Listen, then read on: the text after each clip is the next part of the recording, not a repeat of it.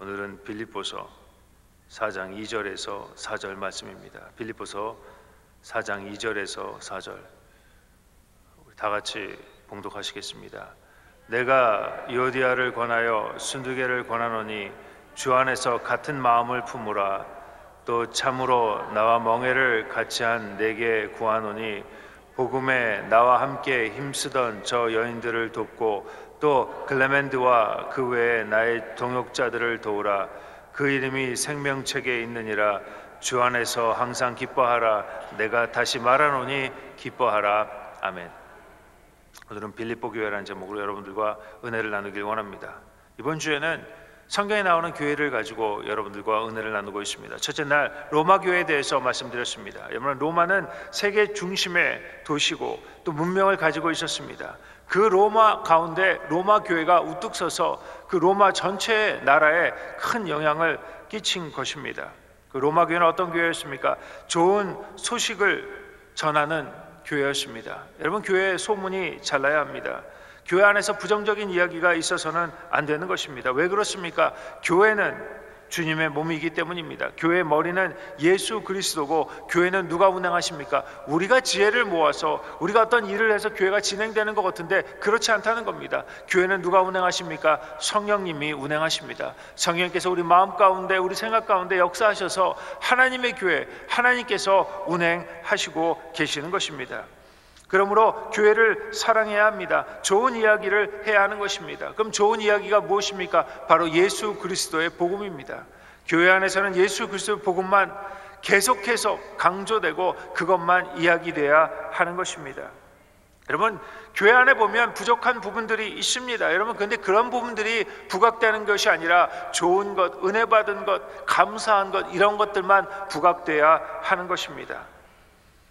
우리의 선택입니다. 좋은 것을 이야기할 것인지 아니면 부족한 것을 이야기할 것인지. 여러분, 좋은 것만 이야기하고 칭찬할 것만 이야기하는 여러분 되시길 주님의 이름으로 축원합니다.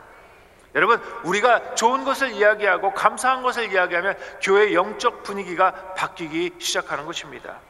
그러면 그 소식을 듣고 많은 사람들이 교회로 오는 것입니다. 두 번째, 사랑의 공동체가 강조되는 교회라고 말씀드렸습니다. 여러분, 교회 안에 있는 사람끼리 삶이 나눠져야 합니다. 그냥 예배만 드리고 가는 것이 아니라 삶이 나눠져야 합니다. 사랑의 공동체가 바로 교회인 것입니다. 그 안에서 배우고 자라고 성숙하게 되는 것입니다. 어떤 사람은 사람 관계 때문에 공동체를 떠나는 사람들이 있습니다. 어리석인 것입니다. 우리가 사랑의 공동체 안에 있어야 합니다. 두 번째, 고린도 교회에 대해서 말씀드렸습니다. 고린도 교회는 타락한 도시의 우뚝선, 그런 영향력 있는 교회였습니다. 비록 교회 안에 분열이 있었습니다. 세속화되었습니다. 잘못된 교리로 어려움을 당하고 있었습니다. 그럼에도 불구하고 고린도 교회는 크게 성장합니다. 왜 그렇습니까? 성령의 역동이 있는 교회였기 때문입니다. 여러분, 하나님께서 우리에게 성령의 은사를 내려주십니다. 많은 은사를 받아야 합니다. 왜 우리가 은사를 받아야 합니까? 교회를 섬기기 위해서, 우리 주위에 있는 그 지체들을 섬겨가기 위해서 은사를 받아야 하는 것입니다. 그래서 성령의 역동이 강조되어야 합니다. 덕을 세우고 질서를 따라야 하는 것입니다. 열심히 예배하고 열심히 기도합니다. 그러면 성령님께서 그 가운데 역사해 주시는 것입니다. 왜 고린도 교회가 그 타락한 도시에서 영향력을 끼칠 수 있었을까? 바로 성령의 역동적인 역사가 있었기 때문입니다. 두 번째, 고린도 교회는 성숙을 강조한 교회입니다. 여러분, 성숙한 그리스도인이 되어야 합니다. 주님의 일에 욕심을 내서 열심히 하는 것도 좋습니다. 헌신을 하는 것도 좋습니다. 많은 일을 하는 것도 좋은데 그보다 더 중요한 것이 있다는 겁니다. 그것이 무엇입니까? 성숙한 그리스도인이 되는 것입니다. 저와 여러분 없어도 하나님의 일은 진행됩니다. 우리가 아무도 없으면 하나님이 돌들을 들어서도, 당나귀를 들어서도 하나님의 일들을 진행되는 것입니다. 열심히 일하는 것 중요합니다. 헌신하는 것 중요합니다. 그런데 더 중요한 것이 있는데 그것이 바로 성숙한 자리까지 가는 것입니다. 예수 그리스도를 닮는 그 자리까지 가는 것입니다. 성숙한 그리스도인의 특징이 무엇입니까? 배려와 섬김이라고 말씀드렸습니다. 저 지난번에 예배에 좀 늦어가지고 막 뛰어가는데 문을 탁 열고 막 들어가려고 하는데 어느 권사님이 제 앞에 계셨어요. 그런데 탁 그 권사님이 문을 탁 여시더니 문을 탁 잡아주시더라고요. 보통 분 같으면 문을 탁 닫고 그냥 가는데 그래가지고 막 이렇게 걱정이 되는데 이분이 문을 탁 잡아주시더라고요. 그러면서 목사님 빨리 가십시오. 그런데 제가 얼마나 감사한지 그 권사님의 얼굴이 마치 천사 같더라고요. 이것이 교회의 수준입니다. 여러분, 교회 안에 성숙한 그리스도인들이 많아야 합니다. 배려하고 섬기는 것입니다. 세 번째, 사랑을 실천하는 교회입니다. 고린도 교회는 사랑을 실천하는 교회였습니다. 많은 사역과 많은 일들 가운데 사랑이 있어야 합니다. 사랑으로 봉사하고 사랑으로 섬기고 사랑으로 헌신하는 것입니다. 세 번째, 갈라디아 교회에 대해서 말씀드렸습니다. 갈라디아 교회는 바울이 믿는 사람에게 초심을 잃지 말라고 쓴 그 편지입니다. 은혜의 복음을 지키는 교회였습니다. 처음 은혜 받은 그 초심을 지키는 것입니다. 여러분, 우리가 신앙생활을 하다 보면 비본질적인 것에 너무 많이 빠지게 됩니다. 그래서 본질을 잊어버리죠. 여러분, 본질이 무엇입니까? 바로 예수 그리스도의 은혜입니다. 교회 바깥에 있는 것들이 우리 안에 들어와서 우리를 어렵게 합니다. 그런데 그것보다 더 위험한 것이 있는데 우리가 율법을 가져다대서 사람들을 정죄하는 것입니다. 여러분, 교회의 기준이 무엇입니까? 은혜입니다. 법보다 우선돼야 되는 것이 무엇입니까? 은혜입니다. 법이 중요합니다. 어떤 전통이 중요합니다. 그런데 그것보다 더 우선돼야 되는 것이 있는데 그것이 바로 은혜라는 것입니다. 왜 그렇습니까? 예수 그리스도께서 죄인된 우리를 은혜로 용서해 주셨기 때문입니다. 우리가 어떤 사람 보면 좀 부족한 사람들이 있습니다. 우리보다 연약한 사람들이 있다는 것입니다. 그들에게 필요한 것이 무엇입니까? 법이 아닙니다. 훈계가 아닙니다. 은혜라는 것입니다. 두 번째, 사랑의 열매를 구하는 교회가 되어야 합니다. 믿음으로 구원을 얻었으면 이제 성령의 열매를 맺어야 합니다. 우리 안에 사랑이 나오고 희락, 화평, 오래 참음, 자비, 양선, 충성, 온유, 그리고 절제, 이런 열매들이 나와야 하는 것입니다. 그리고 사랑으로 서로 돌보는 교회였습니다. 갈라디아 교회는 사랑으로 서로를 돌봅니다. 낙심하지 말고 열심을 다하는 것입니다. 오늘은 빌립보 교회에 대해서 여러분들과 은혜를 나누길 원합니다. 여러분, 빌립보 교회는 유럽의 최초의 교회입니다. 빌립보는 마게도니아, 그리스에 속해 있는 그런 교회입니다. 여러분, 사도행전 16장에 보니까 사도 바울이 2차 선교 여행을 갑니다. 아시아 쪽으로, 터키 쪽으로 가려고 하는데 환상이 나타나죠. 마게도니아 사람, 유럽 사람이 나타나는 겁니다. 그리고 와서 우리를 도우라라는 외침을 듣습니다. 그래서 그가 마게도니아 첫 성에 빌립보로 들어가게 됩니다. 아시아로 가려고 했던 그 바울이 돌아서 유럽 쪽으로 가게 되는 것입니다. 안식일에 바울 사도가 강가에 나갔다가 자주장사 루디아를 만나죠. 그래서 그를 전도하기 시작합니다. 그래서 그 루디아의 집에서 조그마한 가정교회 모임이 시작됩니다. 그것이 바로 빌립보 교회의 시초입니다. 유럽 대륙의 첫 번째 교회가 되는 것입니다.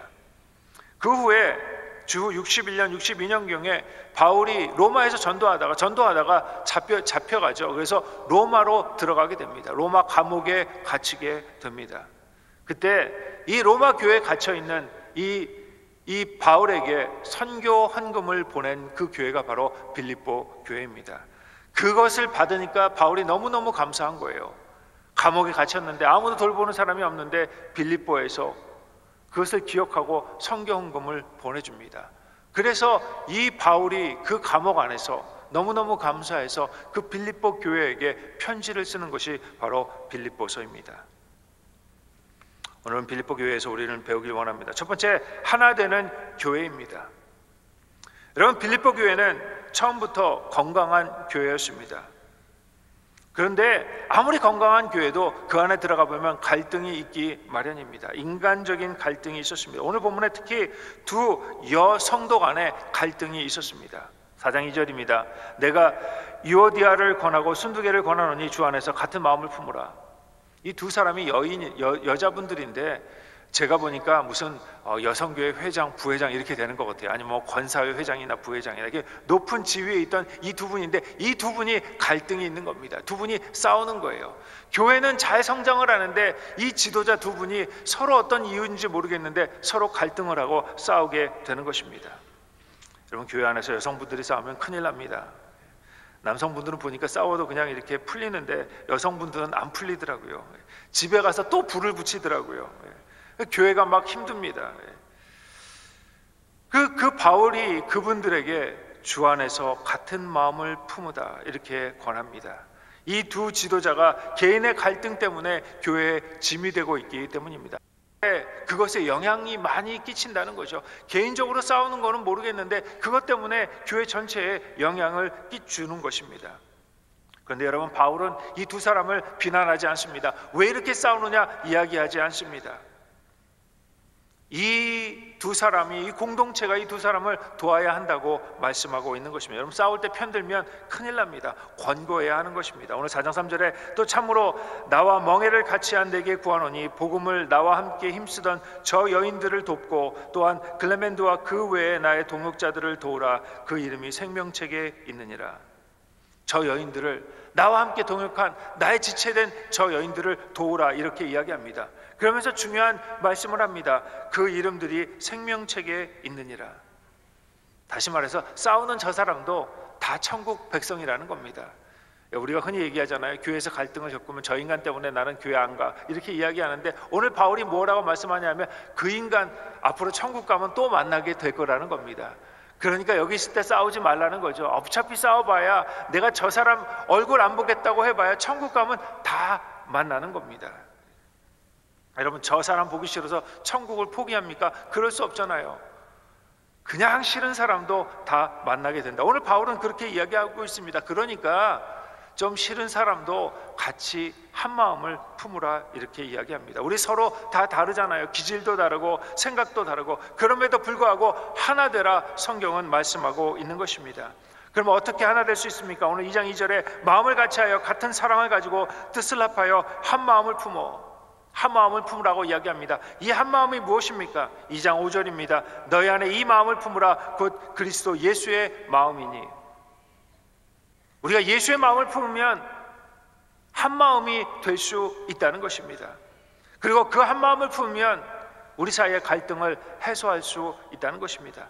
예수의 마음이 무엇입니까? 바울은 그 물음을 2장 6절에서 12절로 이렇게 말씀합니다. 그는 근본 하나님의 본체시니 하나님과 동등함을 취할 것으로 여기지 아니하시고 오히려 자기를 비워 죄의 형체를 가지사 사람들과 같이 되셨고 사람의 모양으로 나타나사 자기를 낮추시고 죽기까지 복종하셨으니 곧 십자가에서 죽으심이라. 이러므로 하나님이 그를 지극히 높여 모든 이름 위에 뛰어난 이름을 주사 하늘에 있는 자들과 땅에 있는 자들과 땅 아래에 있는 자들로 모든 무릎을 예수의 이름으로 꿇게 하시고 모든 입으로 예수 그리스도를 주라 시인하여 하나님 아버지께 영광을 돌리게 하셨느니라. 예수님이 누구십니까? 하나님이십니다. 그 하나님이 우리와 같이 낮은 자리로 임하셨다는 것입니다. 겸손한 마음, 배려하는 마음, 사랑하는 마음이 바로 예수님의 마음입니다. 우리 바울이 이야기하는데 너네들 안에 갈등이 있을 때 이 예수님의 마음을 품으라는 것입니다. 여러분, 화나고 신경질 나고 나랑 맞지 않을 때 우리가 해야 할 일은 예수님을 바라보고 예수님 마음을 품는 것입니다. 그래야 하나 될 수 있습니다. 두 번째, 여러분, 화나고 신경질 나면 주님한테 일러 바치십시오. 사람한테 일르는 것이 아닙니다. 여러분, 다윗이 너무 화가 날 때가 있었습니다. 그럴 때 어떻게 합니까? 주님 앞에 나와서 일러 바치죠. 시편 55편 23절입니다. 우리 다 같이 봉독합니다. 하나님이여, 주께서 그들로 파멸의 웅덩이에 빠지게 하시리이다. 피를 흘리게 하며 속이는 자들은 그들의 날에 반도 살지 못할 것이나 나는 주를 의지하리라. 너무너무 화가 나니까 저 인간들 지 인생의 반만 살게 하여 주시옵소서 이렇게 기도하는 겁니다. 또 봅니다. 시편 69편 23절입니다. 우리 다 같이 봉독합니다. 그들의 눈이 어두워 보지 못하게 하시며 그들의 허리가 항상 떨리게 하소서.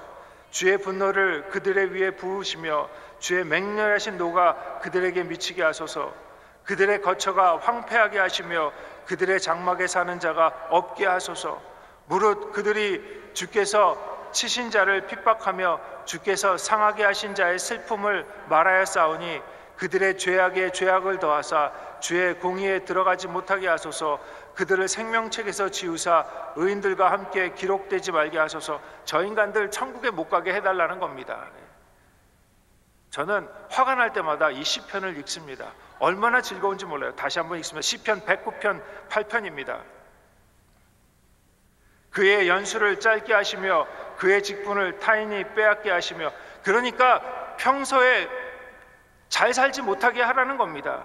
9절입니다. 그의 자녀는 고아가 되게 하고 그의 아내는 과부가 되게 하며 그의 자녀들은 유리하며 구걸하며 그들의 황폐한 집을 떠나 빌어먹게 하소서. 아주 기가 막히죠. 아주 다윗이 욕을 하는 겁니다. 11절 더 대단합니다.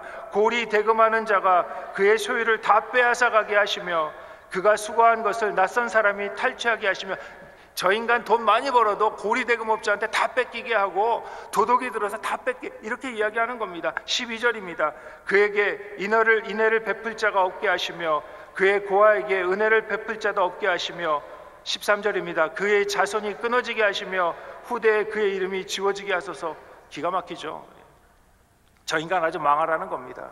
아주 폭삭 망하라는 거죠. 돈을 벌어도 다 뺏어가게 하고. 저는 누가 나를 화나게 하면, 저를 화나게 하면 이 시편을 읽습니다. 다윗이 얼마나 화가 났는지 시편에 이렇게 기록하는 겁니다. 근데 여러분, 놀라운 것은 다윗은 하나님께는 이렇게 막 가서 막 징징대는데 그 사람 앞에는 한 번도 저주하지 않습니다. 손대지 않는 겁니다. 주님께 맡기는 겁니다. 여러분, 용서하지 못한 사람이 있습니까? 마음속에 정말 어려운 일이 있습니까? 주님 앞에 나오면 됩니다.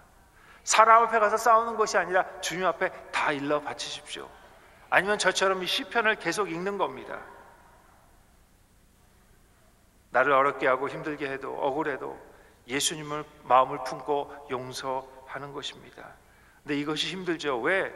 내 안에 아직도 감추지 못하는 그런 욕심이 있기 때문에, 아직도 이기주의적인 그런 마음이 있기 때문에, 겸손하지 못한 그런 마음이 있기 때문에, 여러분, 이것이 우리의 갈등의 정체가 되는 것입니다. 바울이 이야기합니다. 진실로 겸손하게 하나 되는 교회가 되라는 것입니다. 낮아지라는 겁니다. 겸손하라는 겁니다. 섬기라는 겁니다. 배려하라는 겁니다. 왜? 이것이 예수 그리스도의 마음이기 때문에. 그리고 우리가 이 마음을 품으면 하나 될 수 있는 것입니다. 화나고 억울할 때 주님만 바라보는 여러분 되시고 주님의 이름으로 축원합니다. 두 번째, 기뻐하는 교회입니다. 우리가 갈등을 넘어서 빌립보 교회가 진실로 기뻐하는 교회가 되라, 이렇게 바울은 권면합니다. 4장 4절입니다. 주 안에서 항상 기뻐하라. 내가 다시 말하노니 기뻐하라. 인간의 관계에 갈등이 생기면 가장 먼저 찾아오는 것이 무엇입니까? 기쁨이 없어지는 것입니다. 여러분, 기쁨이 없어지면 세상을 향해 전도하는 그런 아름다운 공동체의 능력이 사라집니다. 여러분, 교회 안에서는 많이 웃어야 합니다. 웃을 때도 큰 소리로 웃으십시오. 기쁨이 넘쳐야 합니다.